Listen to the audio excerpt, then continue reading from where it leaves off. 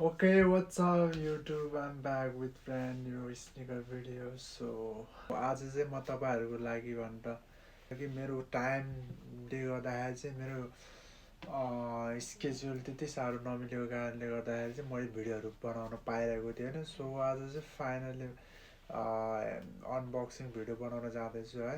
अनि त्यो भिडियोमा इन्टर हुनुभन्दा अगाडि चाहिँ म तपाईँहरूलाई गिभवेको बारेमा थोरै भनिहाल्छु। मेरो हुन गइरहेको गिभवेमा चाहिँ मैले एडिडास स्लाइड ब्रान्ड न्यू गिभवे गर्न जाँदैछु है। यदि तपाईँहरू नयाँ हो भने चाहिँ मेरो युट्युब च्यानललाई सब्सक्राइब गरेर बस्नु होला। अनि गिभवेमा पार्टिसिपेट हुन चाहनुहुन्छ भने चाहिँ मेरो युट्युब च्यानललाई सब्सक्राइब गर्नुहोला अनि कमेन्ट गर्नुहोला। अनि म यही भिडियोको कमेन्टलाई लिएर चाहिँ म गिभवे अनाउन्स गर्न जाँदैछु है। गिभवेको लागि चाहिँ के गर्नुपर्छ भन्दाखेरि चाहिँ सो फर्स्ट अफ अल तपाईँले मेरो इन्स्टाग्राममा गएर फलो गर्नु, अनि त्यसपछि यो युट्युब च्यानललाई सब्सक्राइब गर्नु, अनि त्यसपछि आई वान्ट भन्ने, अनि त्यसपछि आफ्नो साइज कमेन्ट गरेर यो भिडियोमा कमेन्ट गर्नु होला। अनि यही कमेन्टलाई चाहिँ मैले अनाउन्स गर्नेछु है। सो त्यसको लागि चाहिँ तपाईँहरू फटाफट है मेरो युट्युब च्यानललाई सब्सक्राइब गरेर कमेन्ट गर्नु होला। अनि मेरो इन्स्टामा पनि गएर फलो गर्नु होला। सो यति गर्नुभयो भने चाहिँ तपाईँहरूले यो एडिडास स्लाइड्स पाउने धेरै चान्स छ है त। ओके गाइज,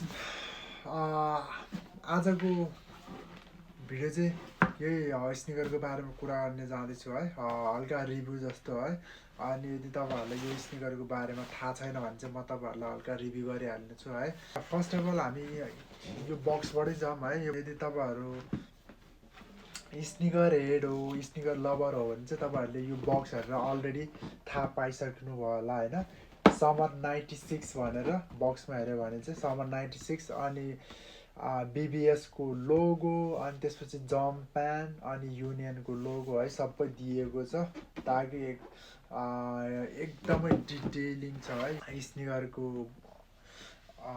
बारेमा भन्नुपर्दा चाहिँ एकदमै डिटेलिङ स्टोरी छ है स्टोरी। सो त्यसको लागि चाहिँ त्यही हो, तपाईँहरूले साइडमा हेऱ्यो भने चाहिँ युनियनको लोगो है देखिहाल्नु भयो। अनि यहाँ बक्स खोलिसकेपछि चाहिँ बक्समा चाहिँ हामीले टोटल्ली गोल्डन येल्लो कलरकोमा भित्री पाउन सक्नुहुन्छ भने चाहिँ तपाईँले हेऱ्यो भने चाहिँ यहाँ चाहिँ समर 96 भाइब्स है अनि लोगो गरिएको छ है। एकदमै लुक्स एकदमै बवाल दिएको छ यहाँ।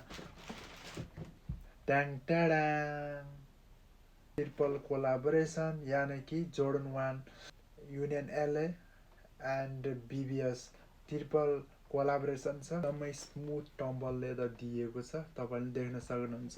सुजमा हेर्नुहुन्छ भने चाहिँ नुबक मटेरियल युज गरिएको छ, लुक्स एकदम बवाल। अनि यसको हरेक लेदरको फिनिसिङ लाइनमा चाहिँ येल्लो कलरमा, अनि तपाईँले ब्याक साइडमा हेऱ्यो भने चाहिँ बिबिएसको लोगो, तपाईँले यहाँ हेऱ्यो भने चाहिँ युनियन एलएको लोगो दिएको छ, तपाईँलाई थाहै छ होला युनियन एलए।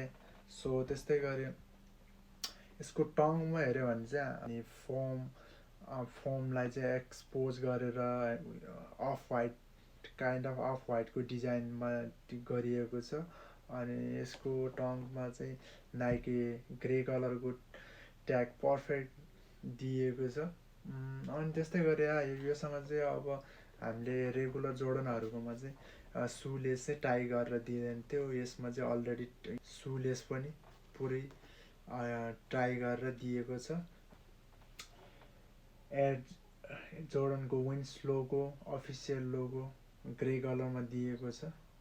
सो पर्फेक्ट है। एक्स्ट्रा सुलेस पनि दिएको छ जुन कि येल्लो कलरमा दिएको छ। रेगुलर जोर्डनको सुलेसहरूमा एक्स्ट्रा सुलेसहरूमा प्लास्टिककोमा दिएको हुन्थ्यो भने चाहिँ आजभोलि चाहिँ टोटली चेन्ज गरेर दिएको छ, ताकि तपाईँहरूले देख्न सक्नुहुन्छ यहाँ रिसाइक्लिङको लोगो दिएर एक्स्ट्रा येल्लो सुलेस अनि सेल कलरको अलरेडी यहाँ दिएको छ।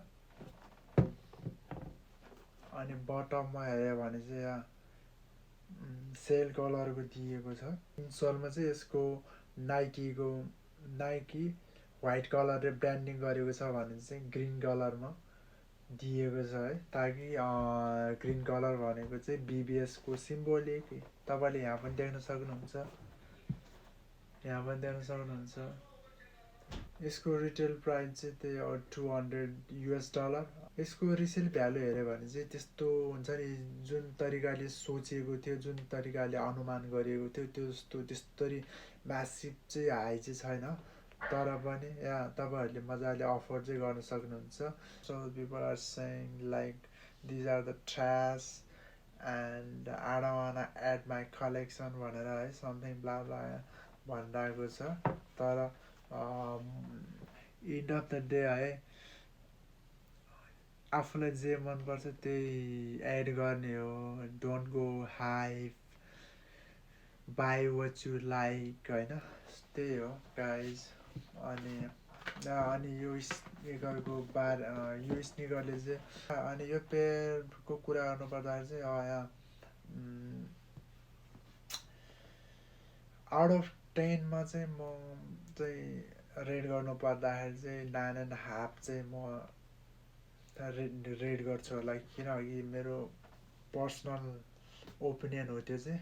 अब तपाईँहरूलाई कस्तो लाग्छ है, कस्तो लाग्यो कमेन्ट गर्नु होला है। अनि यहाँ आजको लागि अनबक्सिङ, यसको अनबक्सिङ भिडियो यति नै, अर्को भिडियोमा भेट्नेछु। सो त्यति भन्दै आजलाई चाहिँ बाई बाई।